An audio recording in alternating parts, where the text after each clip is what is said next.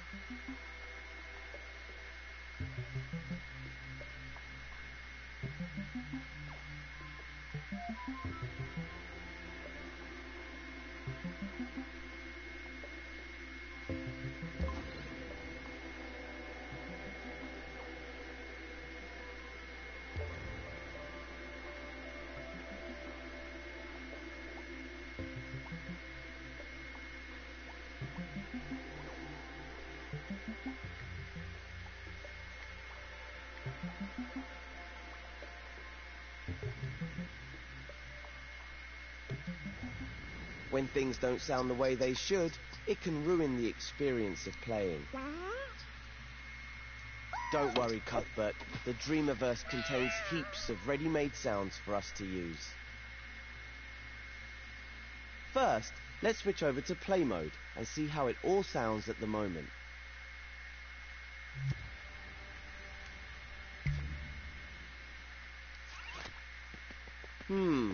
Quiet, isn't it? Doesn't feel quite right.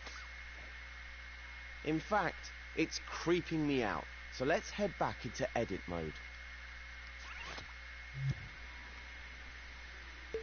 Switch over to sound mode so we can start adding some sounds.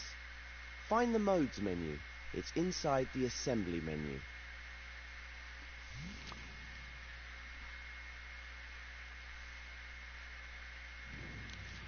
As you can see, there are lots of different modes.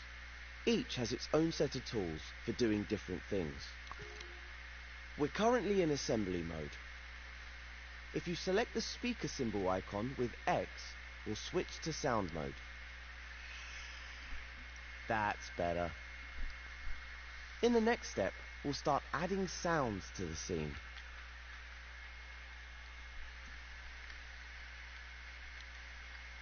Okay, the first thing we need to do is to start adding some background sounds. See the button with the magnifying glass in the sound menu? That's the search menu. Select it now to view the different types of sound you can add. Now select the speaker button to search for sound effects. This is the Dreamiverse, where you can find all the wonderful stuff other dreamers have made. I've already set aside a collection of sound effects for you in here. That's what this collection is. that's bursting with different sound effects for you to play with. Select it with X to open it. I've arranged the sound effects into groups for you. To get a proper overview, use the right stick to zoom in and out of the collection. This group of sound effects are background sounds. You can hear a preview of each sound by hovering over them with your imp. Find something that fits the dreamy atmosphere of the scene. I rather like dream space. When you've found a sound you like, select it with X. The sound you selected now appears as a gadget on your imp. You can stamp it into your scene with R2, any place you like. It doesn't matter where you put it because background sounds can be heard everywhere in a scene. Now let's start time with R3 and see how it all sounds. Ah, that's better. Notice how much more alive the scene feels with just that one sound.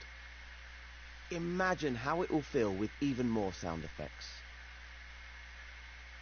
But there's no need to imagine it. You can start adding more now to create a layered and unique ambience. If you want to replace a sound effect, just stamp a different one over it.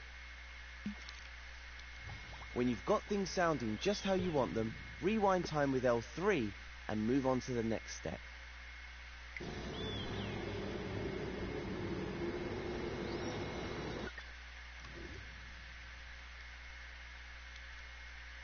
Background sounds really help to create an immersive atmosphere. But to add sound to a specific object in the scene, you need to use what we call a spot sound. Let's try it out on the fire between the platforms. I'm sure we can find some fire sound effects in the collection. Let's take a look. Select Search Sound Effects from the Sound menu. As we open the tutorial collection in the last step, it's still open when we come back to the Dreamiverse. Isn't that handy? Ah, just what we need, some fire sound effects. Have a listen to some of the fire sounds and pick one you like. Once you've selected it, your imp will be equipped with a spot sound effect. See those rings coming off the gadget? That's the sound's fade zone. The rings show you how the sound fades away as you move further from the source. Let's stamp that sound between the first two platforms. Put it above the fire and see what that sounds like.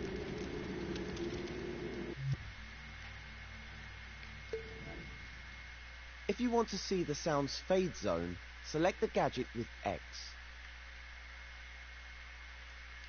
Click R3 to listen to the sound effect.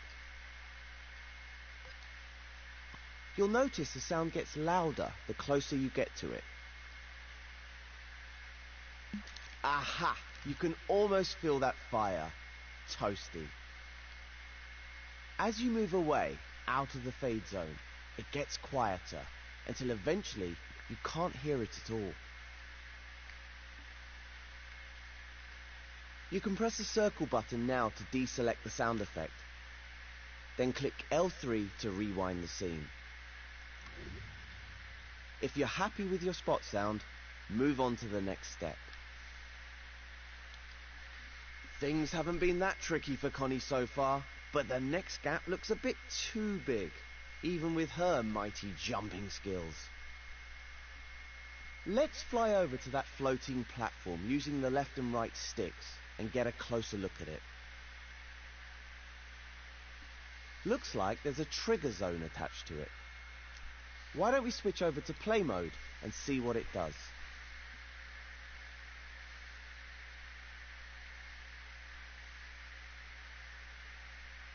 Well, will you look at that?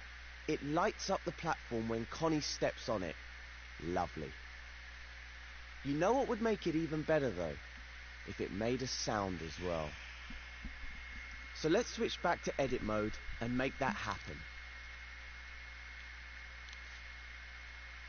I've got a feeling you can find something in the tutorial collection to use here. Go to the assembly menu and go back into sound mode. Now go to search and select search sound effects.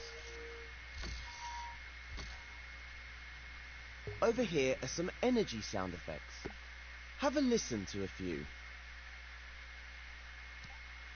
Pick a sound effect for your light up platform. I quite like the sound of Dream Terminal. See which one you like and select it with X.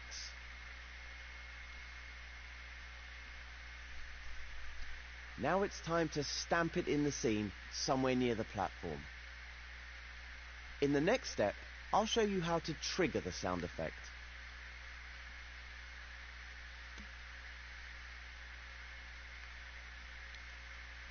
As we've already seen, background and spot sounds will play constantly when placed in the scene like this. But for the platform, we want the sound to be triggered by Connie. And for that to happen, we need to connect the sound effect to the same trigger zone that activates the glow. Move in closer to the platform using the left and right sticks. Take a good look at the trigger zone gadget. Do you see the output port that says detected when you hover over it? That means it will trigger when it detects a possessed puppet like Connie. So all we need to do to make the sound effect activate when Connie's on the platform is connect the output to the sound effect. Let's do that now.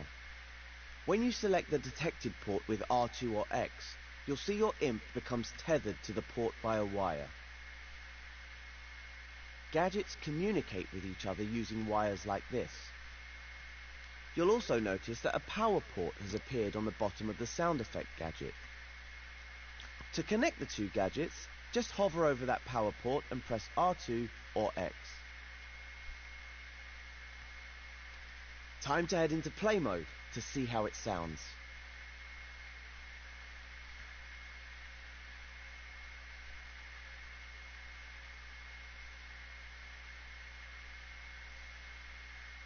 When you're ready, switch back to edit mode and start the next step.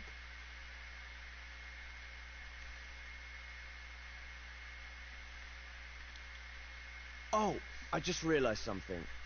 We got so caught up with these sound effects, we forgot to add another platform for Connie. She must be getting impatient, so let's sort that out for her. The easiest thing to do would be to clone the platform. Remember how to do that? Just hover over it, hold L1 and press and hold R2.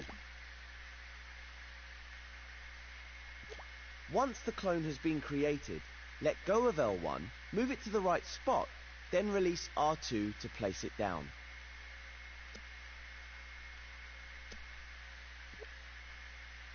When you clone an object, any gadgets attached to it will come along for the ride. So all you need to do now is to wire the trigger zone on the second platform to the sound effect. Or even better, grab a new sound effect from the collection, just for variety. It's up to you. Dream Shapers should always go with their instincts. Whatever you choose to do, move on to the next step when you're ready.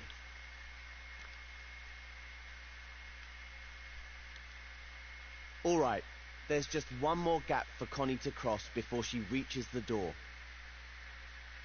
That pink cylinder would make a great stepping stone for her, but it's all the way down in the water.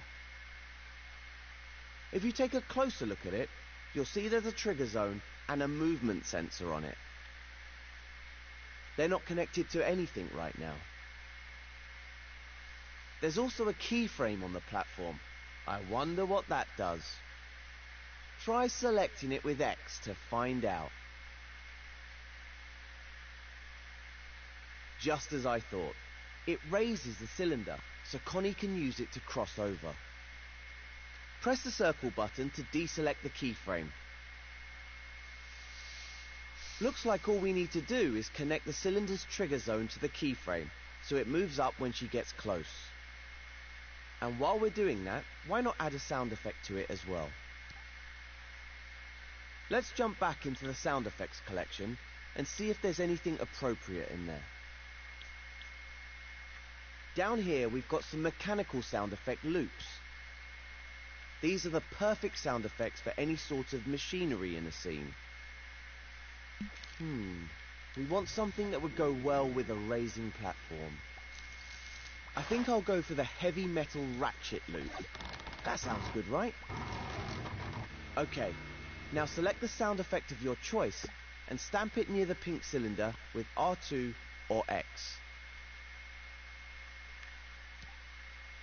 In the next step, I'll show you how to connect all of the gadgets.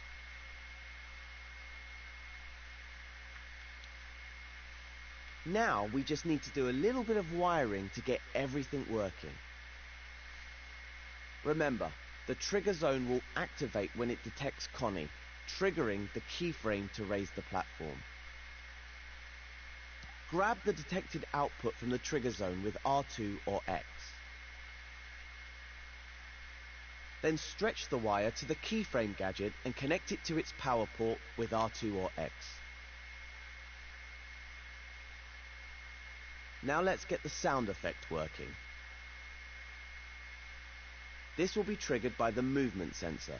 The movement sensor detects when the object it's attached to is moving. So when the platform starts rising, the movement sensor will send a signal from its output port. That's the output port on the right side of the movement sensor gadget. It's called Velocity Overall. Press R2 or X over the port to create a wire. You'll need to connect the other end of the wire to the sound effects power port.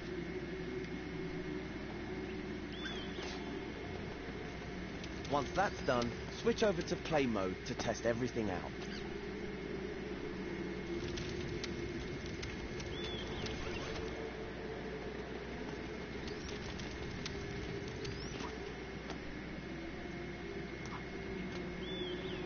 So much better. That sound effect really makes a big difference. There's even more you can do to bring this scene to life. See if you can add some sound to the water between the platforms. Okay, that's too much for